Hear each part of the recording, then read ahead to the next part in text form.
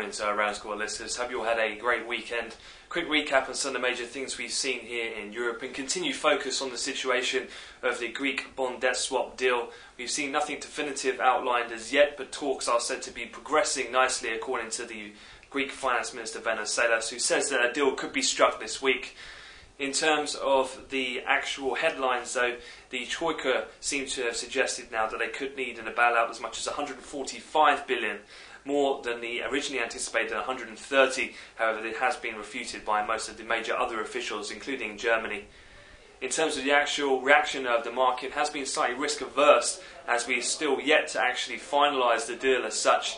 So the euro is seen a little softer across the board. Equity markets are down in the cash around 1% in the core and the periphery, and we've seen some general spread widening in the 10-year part of the curve. So the Bund future and the US 10-year are trading up around session highs ahead of the more North American entrants. In terms of the equity market, on a bit more of a breakdown, it is the financials which are weighing at the moment as we continue to await the decisions here on this Greek debt swap deal.